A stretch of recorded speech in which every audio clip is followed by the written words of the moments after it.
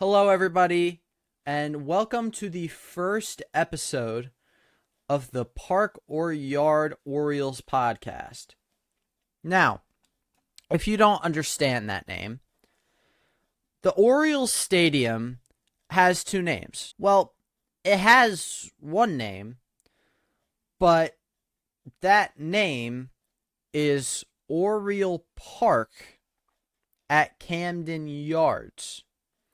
So, there is a group of people who call it Oriole Park, and there is a group of people who call it Camden Yards. Now, I personally call it Camden Yards. I don't believe I am in the minority there, but there are people who call it Oriole Park.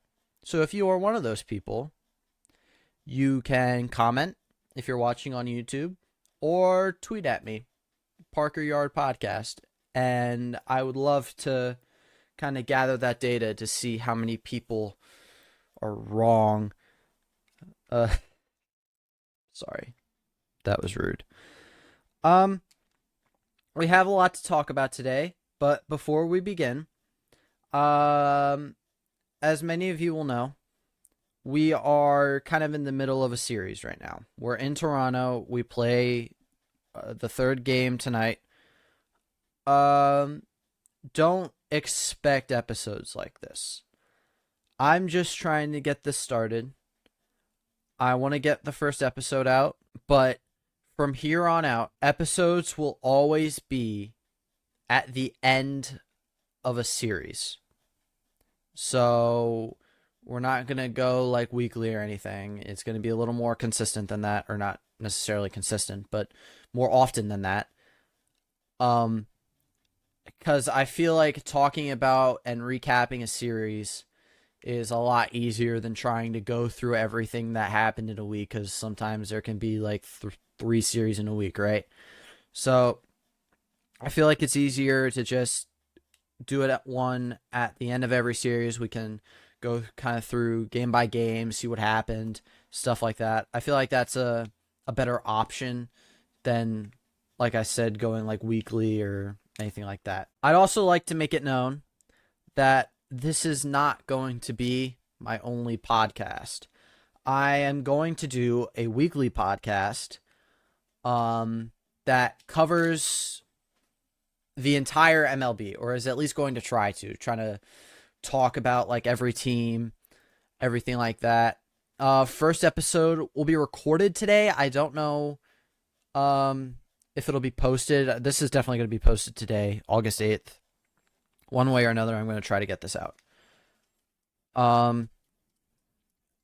But keep your eye out for that. That'll probably end up getting posted on Friday. If I had to guess, I might do it at every Friday thing. That sounds good, actually. I just made up my mind.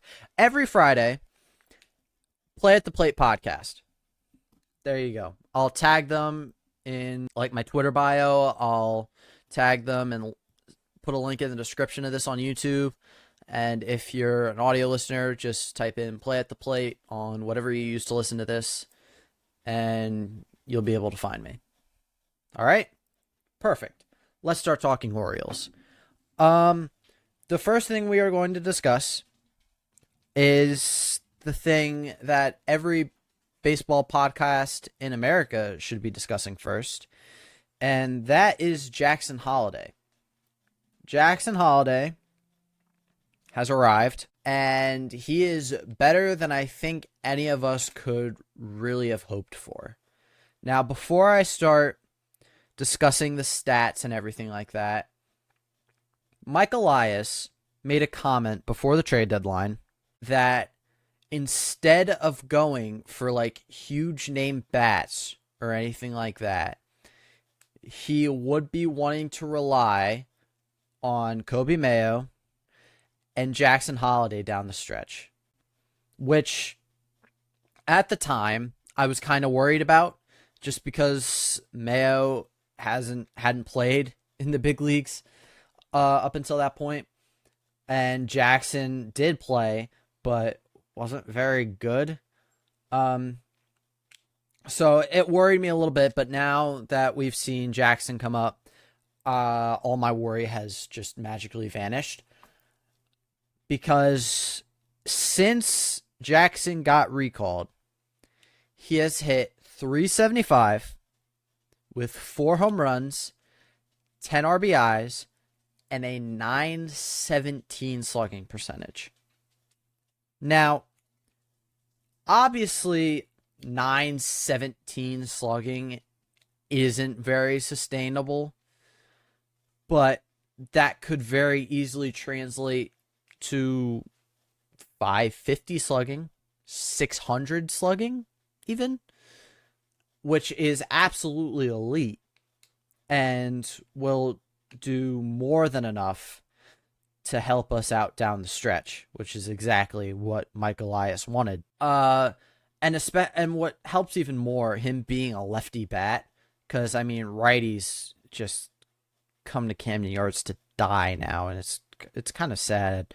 But I mean, being a lefty bat that can hit for that kind of power in Camden Yards is just a huge, huge, huge advantage to us. And I mean, that's what we wanted with Kierstad. That's what, I mean, to even go further back, that's what we wanted with Chris Davis. And that's kind of what we got. So obviously I'm not comparing Chris Davis power to Jackson Holliday power, because I mean, you're comparing an apple to a tank. But it's, I guess the only comparison to Jackson that I can think of would be Manny Machado, in the sense that he can hit for like light tower power while also being this nice rangy defender, although different position. But he's like Machado in the sense that he was drafted and played shortstop in the minors. But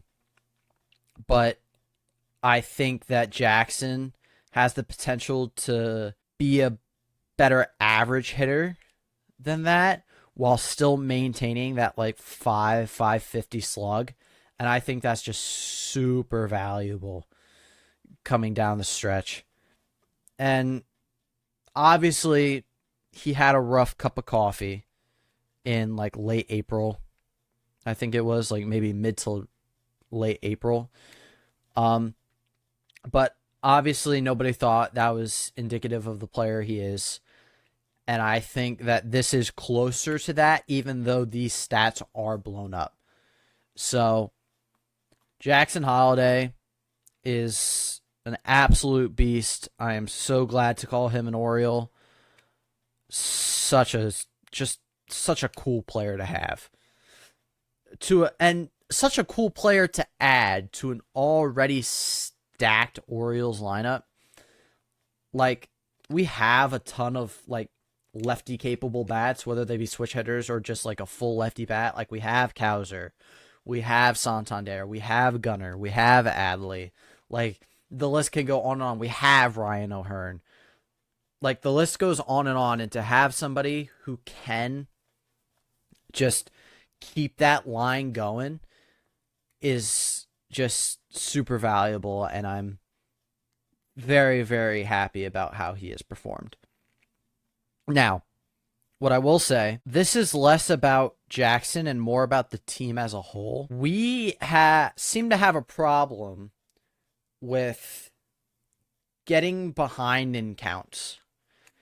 And there are multiple reasons for this, and I'll discuss that reason after. But when I was watching Tuesday's game, I was like, man, we seem to get behind in the count so much. And so I went on Baseball Savant and I made a tally. We got in to 0-1 counts on Tuesday 12 times. We got into 0-2 counts 8 times. And we also got into 1-2 counts 12 times. So in my head, that's a lot. I'm not really sure what like the league average is or anything on that. But in my head, that's too much. So while I was watching Wednesday's game, I tallied again. Except I did it while I was watching the game, right? So on Wednesday's game, which is yesterday. Which, mind you, we won, and I'll discuss that. We got into an 0-1 count 28 times. We got into an 0-2 count 18 of those 28 times. And we got into a 1-2 count 11 times. If 12 0-1 counts is a lot, 28 is like mind-blowing. Especially a team, or for a team, that is competing for first place. Now, like I said, I don't know league averages on stuff like that. But what I do know is that getting into a count not in your favor like that, that's not the way you say it, but like getting behind in a count like that for most of the league is a death sentence. The difference from being in a 1-0 count than an 0-1 count for the rest of an at-bat is monumental. You turn into a completely different hitter when you go either way. And for how often that we get into those kind of counts, we hit really well in those counts. Which might raise the question, okay, so why are you even bringing this up? Because if we're hitting this well when we are behind in the count, imagine what we could do if we're ahead in the count, which would happen a lot more often, especially these last couple of games, if the umpires knew how to do their goddamn job. These past couple series, home plate umpiring has been just absolutely god awful. Like, I cannot express to you how bad that they have been. And I first noticed it during a Jackson Holiday at bat when we were in Cleveland. And he got called on a couple low and away breaking balls. And I was like, well, that's hazing, right? Like, that's got to be what that is, because that's not even close. Then Ryan O'Hearn got called on a low and outside breaking ball. And I'm like, oh, he's a vet. I can't say that's hazing. That's just what's happening now. All right, nice. So when we got out of Cleveland, I'm like, thank God we're away from that umpiring crew, because that was just awful, right? So now we're in Toronto, and it might be worse. We continuously get screwed on the outer half of the plate for God knows what reason. Like, we saw it in yesterday's game in the Colton Cowser at bat where Hyde ended up getting ejected. Like, some of those weren't even close. He got, as Kevin Brown said, he got struck out on a 5-0 count. Like, legitimately. Like, he did not swing at a strike that entire at bat. Or he didn't take a strike that entire at bat, rather. I understand umpiring is hard, but if you're at the major league level, you have to just be better than that. Like, and the fact that it's consistently on the outside of part of the plate, and then when we go and pitch, we don't get those outside calls. Like, for us, it has to be on the black for it to be even considered a strike, or considered being called a strike. Sometimes we don't get those. It's just ridiculous. So that's a partial cause to this whole getting behind in the count problem.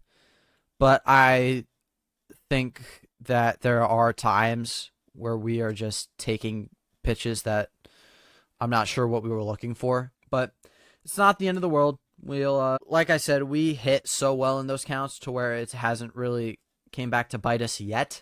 I am concerned it might in the future, so that's why I'm kind of making a big deal out of it. But the umpiring's got to get better, one way or another. I'm hoping these are two just rough series, and it'll get better and more consistent as we go along in August. All right, I talked about this guy, Kobe Mayo, when I was talking about Jackson Holiday. He's having a very similar kind of adjustment period that Jackson Holiday had. He walked, I think it was only like 2 or 3 times. Still doesn't have his first major league hit, which in 15 plate appearances, it's kind of concerning, but at the same time, it is what it is. Ben was talking about this yesterday on the broadcast. Making the adjustment from AAA to the big leagues is harder now than it ever has been. And he attributed that mostly to the injuries. Because if you guys aren't really keeping up with the rest of the league, there is a ginormous pitching injury epidemic right now.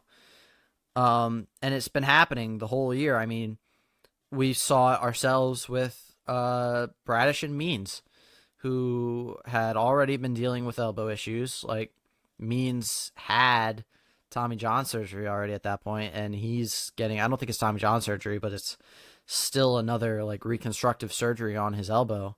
And Bradish just went under for Tommy John surgery. So, and believe me, they are not the only ones. Strider, Spencer Strider of the Braves, is down. DeGrom has been out for a couple of years now. Scherzer started the year on the IL. It's just some of the better pitchers in the league are getting hurt, and that's why it's harder to adjust to the majors, because of that this injury epidemic, we are seeing a lot more pitcher call-ups. So AAA right now is kind of easier than ever, and with all of these AAA pitchers adjusting to major league hitters quicker, I mean, jumping from AAA to the majors would be like jumping from rookie ball to AA. It's tough. So I'm not that hard on Mayo for that. I would urge everybody to not be hard on Mayo for that. He has struck out a lot, which is a little concerning. Yeah, it's just, it is what it is. I would love to see him stay up. Unlike Jackson Holiday, I'd like to see him just kind of, if he has to, just kind of ride the bench, get an at-bat a game. Defensively, he's looked very, very uncomfortable. Like last night, he had a couple just what looked like mental errors in a way. Like he underthrew Mountcastle by a decent amount. And then that one weird hop that they initially gave him an error for, but I think it ended up getting changed to an infield single, which I don't necessarily agree with. I think it was an error. But nevertheless, I'm not worried about Kobe Mayo. Neither should you. There we go. I am, of course, late to this party because this is the first episode of this podcast. I want to talk about the trade deadline. There were a lot of rumors that we were going to go for Scooball and Crochet. Whether we actually did or not is kind of up in the air. My guess is that we did, but they just weren't available. We traded Austin Hayes, which I think was a very okay move. He was getting hot when we traded him, so he was probably starting to peak a little bit in value. We got Sir Anthony Dominguez back, which I love. He has a huge arm, and I think if he can get his control down a little bit, I think that's going to end up being a very, very nice move. We also got Christian Pache, who just isn't on the team anymore. He got DFA'd, claimed off waivers by, I think, the Marlins. So that was just kind of useless. We essentially traded Austin Hayes for Sir Anthony Dominguez, which addressed the bullpen problem. I'm perfectly okay with it. He's been kind of since getting to Philly, hitting like 260, 270, I think, with like a 640 OPS. So not too far off from what he was doing over here. Excuse me. But, you know, it's sad to see Austin Hayes go. He's one of my kind of favorite Orioles of all time. And you'll see that when I start ranking my favorite Orioles of all time. Top 5 favorite Orioles of all time is coming at the end of this video. Or podcast, sorry. It is a video, but not for everybody, you know? If you're listening on an audio platform, you should come check out the YouTube too. You get to see my face, which may or may not be a negative. We traded Norby and Stowers for Trevor Rogers, which gets us that lefty starter that we wanted. I don't know how I feel about parting with Norby. Honestly, I thought he was playing real well for us. Stowers, I was kind of done with, which, I mean, to talk about lefty bats, there's always been Stowers there. He's been there for forever, but he was getting older, even though he looks younger than me. He's been there for a while. He hasn't really done much at the major league level. I was okay with parting with Stowers. Norby parted with us too quick, in my opinion. In my head, he was always one of our, like, farther up prospects. I remember hearing his name for a while before he got called up. He'd been starting to hit better with us as the season went on, as he got called back up. His glove looked pretty solid for us. He looked really comfortable at second. So I don't know. It just doesn't sit right with me. I would have liked to stay with Norby for a little bit longer. In my head, Norby and Stowers is a little too much for Trevor Rogers, but he pitched well last night, and he obviously has all-star potential because he did it in 2021. So I'm okay with the move, but I feel like we could have spent a little less for it. We got Gregory Soto from the Phillies, as well as Sir Anthony Dominguez. Soto is pretty much just kind of a lefty Sir Anthony Dominguez with less control somehow. Like, you want to talk about wild thing. Gregory Soto just has no idea where the ball is going. He struggled so far with us. His last outing on Tuesday was not great, but he has this, like, not the same potential, obviously, because we're kind of talking about two different positions, but kind of the same, like, not aspect. What word am I looking for? Like, he was also an all-star in 2021. That's what I'm trying to say. Like, he's done it before. He has that all-star talent. And again, another, like, big arm. He can touch 100. He has the stuff. He just needs to kind of put it together. So, and it's not like we gave up anything like huge for him. It was a nice prospect, but nothing that I could have seen in our future, that's for sure. Scooball and Crochet obviously didn't move. And I want to talk about Crochet in particular because I would love to know what the White Sox GM was thinking during this trade deadline. How can you, and I'll talk about this on Play at the Plate, I don't understand how you can be the general manager of a baseball team that is 28 and 89 and not trade Luis Robert and Garrett Crochet. They're the only two guys on your team with value. Like, truly. Obviously, Robert is hurt, and he has the shtick of kind of always being hurt. But you gotta get that off the books, man. Like, you gotta get something back for him while his value is high. Like, obviously, he's not a rental. There's control over him for a decent amount of time. And he is just such a crazy talent. And same thing with Crochet. Now, Crochet is a little worrisome in terms of the fact that he was a reliever when he came up. He has a big arm. Now he's a starter. I don't know how well that's going to hold up. Reliever arms that become starters generally don't last that long. But, I mean, who knows? Either way, you have to get something back for him and just tear it down, man. Like, why would you do that to Crochet or Robert? I don't understand.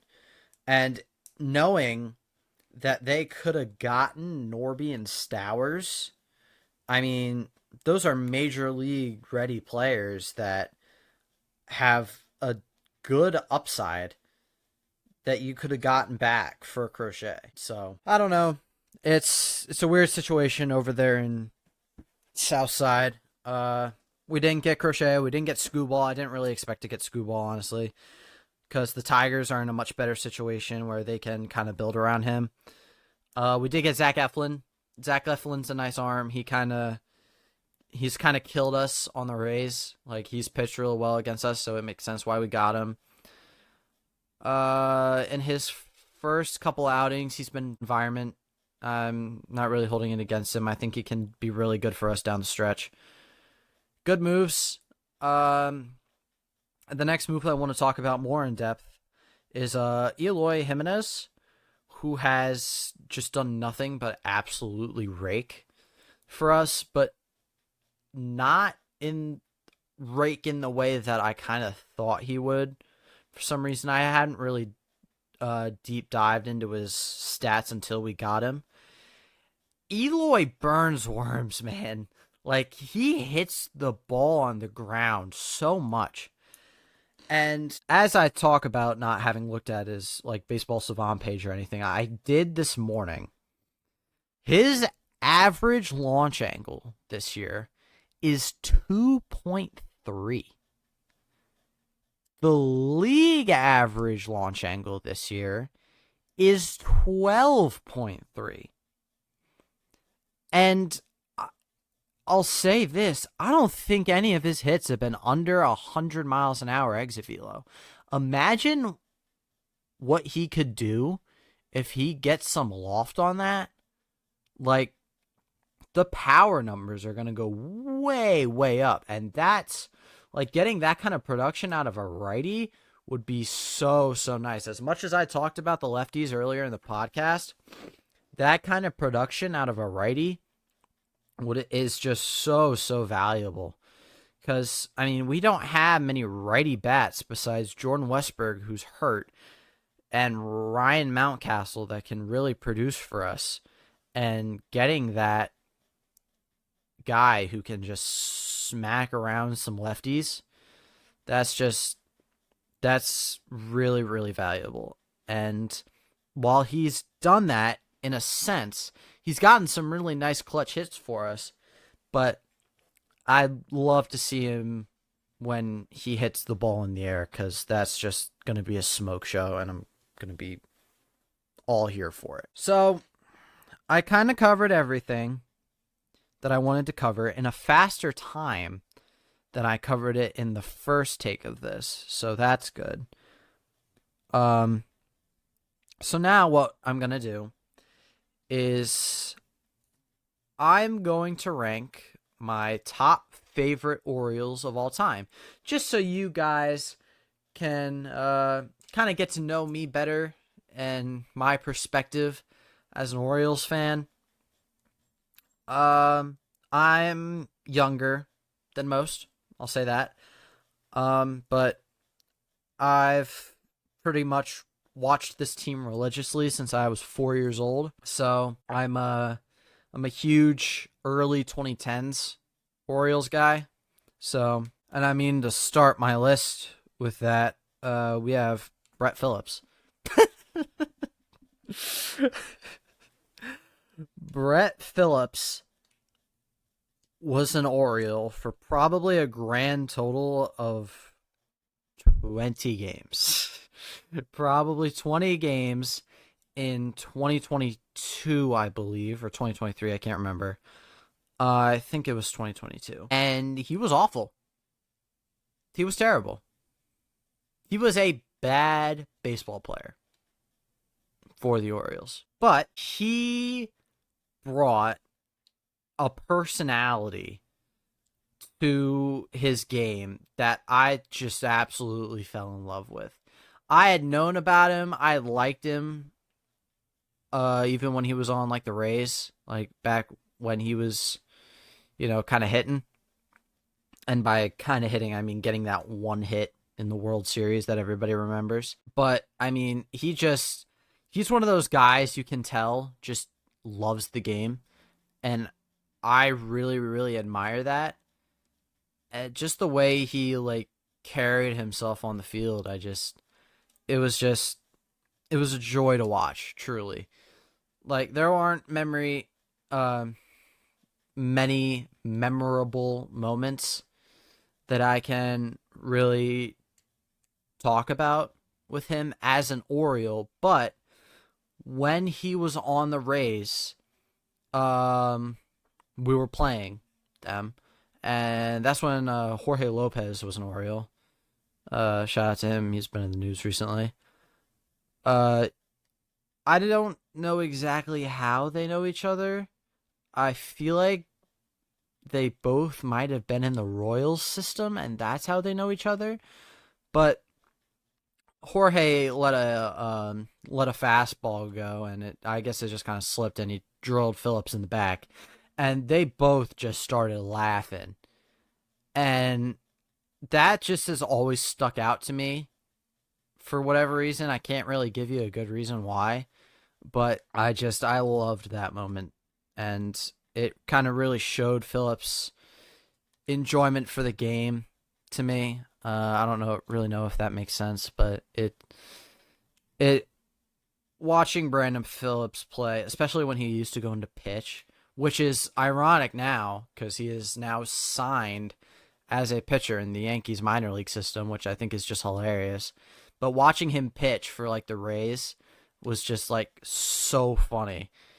Like he would like lollygag one in there for like 55, and then all of a sudden he uncorked 97. And it was just like, what? Where did that come from? That's why the Yankees signed him. But yeah, I mean, great guy, so fun to watch. Brandon Phillips, fifth favorite Oriole of all time. Number 4 on this list. Now we're actually starting to get into early 2010s Orioles. I have Jonathan Scope. He's one of my favorites, kind of because of my actual favorite Oriole and favorite player, actually, of all time. And that duo was just absolutely unmatched. Like, again, you want to talk about having fun. Those two had fun. And I'll talk about it more when we get to that number 1 guy. But Scope raked. Like, truly. He was an amazing hitter for us. And, as he like started going to other teams, he became more of a defensive guy, especially on the Tigers. I think he had like led the league in outs above average, a StatCast metric for like a full season, which I thought was really impressive. But on the Orioles, man, he hit the ball so well, especially from the second base position. It was so fun to watch.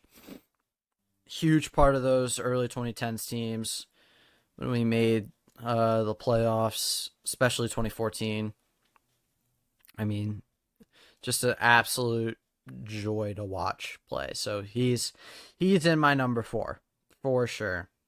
A longtime teammate of Scope coming in at number 3. I got Chris Davis, who is kind of a tale of two ends in a way, because I mean he deserved a better ending than he got with us. Because you want to talk about early 2010s Orioles, he mashed, like genuinely mashed baseballs. I think he had like 2 or 3 50 home run years, and if they weren't 50 home runs, he got close. And I mean, he just produced so much run value for us from the first base position. And again, talking about that number 1 guy, seeing them across the diamond from each other, and with the arm that the number 1 guy has, seeing him like pick everything. He wasn't really known for being the best defensive first baseman, but I can just remember him like picking everything, catching everything he laid out. It was fun to watch. And I mean, like I said, rough end of his career. He deserved better with us, I feel like. He'll obviously be in the Orioles Hall of Fame. He is still getting paid by us, which is it's interesting. Kind of a Bobby Bonilla style, I guess. But yeah, Chris Davis, watched him like my whole childhood. He'll always be crush to me. So yeah, Chris Davis coming in at the number 3. Number 2, I have Adam Jones. Recently inducted Orioles Hall of Famer.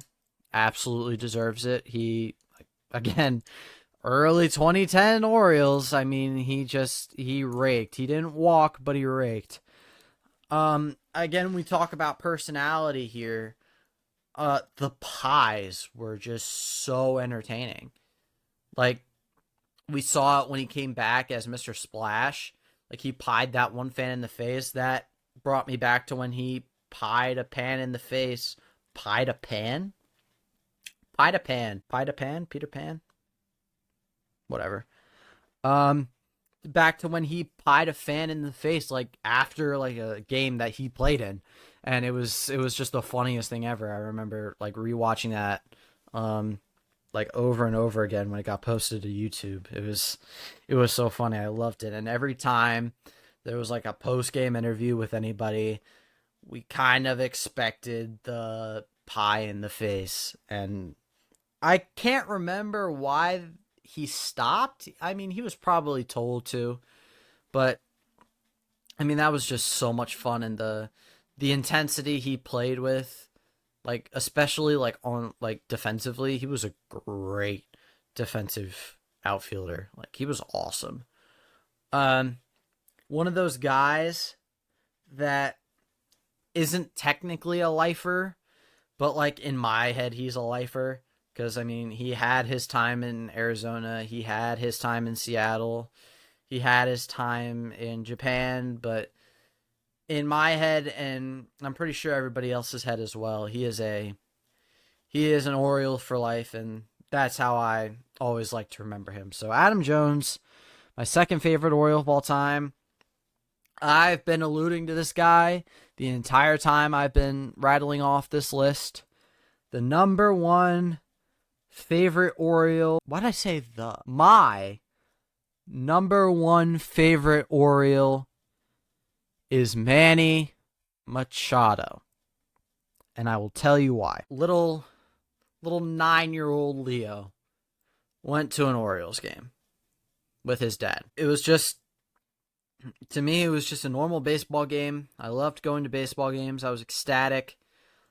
We were on the third base side, and Manny had a 3 home run game and actually hit the walk-off grand slam. I blacked out. I blacked out. I remember very little about it. I just remember not being able to properly talk for 2 days because of my voice just being. And that really came for full circle for me when I was playing MLB The Show 22. And if you guys don't know much about that game, there are these things called moments where you have to kind of play back a moment in history or like a moment in the past, and you have to kind of like recreate it in a way. I guess would be the best way to explain it. And they put one out of that game that I went to when I was a little 9-year-old boy, and it just kind of went full circle for me. Because, I mean, looking back on it, that's when I really fell in love with baseball. Um, I mean, obviously prior to that, I was a huge Orioles fan. I kind of just lived and swore by the bird. But after that, I can remember like really getting into baseball and like I wouldn't say taking it seriously, but like paying more attention to like everything else happening in the league. I took an interest in the third base position. I played third base from that point on up until I got hurt. And it was just, he's not only my favorite Oriole of all time, my favorite player of all time. I do own San Diego Machado jerseys. I do still have my orange alternate Machado jersey that I wore to that game, but it's obviously it doesn't fit anymore. Yeah, I mean, and when you talk about like highlight reel, like human highlight reel, I mean, there's not many people who have a better resume than Machado, and Machado and Arenado get talked about a lot, like compared, and I mean, when I look at the two players' highlights, Machado makes it look just so much better. Like it just makes it look so much smoother, and that's also a reason. I mean, I could go on and on, but yeah, I mean, I cried the day he was traded to the Dodgers. I remember that. It was the year after that whole walk-off grand slam thing, and I cried the day he was traded. And he'll always have a place in my heart. He's my favorite Oriole of all time. He's my favorite player of all time, and he is number one on this list. So my top 5 favorite Orioles of all time are Manny Machado, Adam Jones, Chris Davis, Jonathan Scope, and Brett Phillips. That is my top 5 favorite Orioles of all time. So I think we're done here for the first episode. Thank you guys so much for listening, paying attention. Like I said at the beginning of this episode, I have another podcast, Play at the Plate, that I will be recording right after this is published. I don't really know if I'm going to make it today or like publish it today, but it will be recorded. Pardon me. It will be recorded. It will be published either today or tomorrow.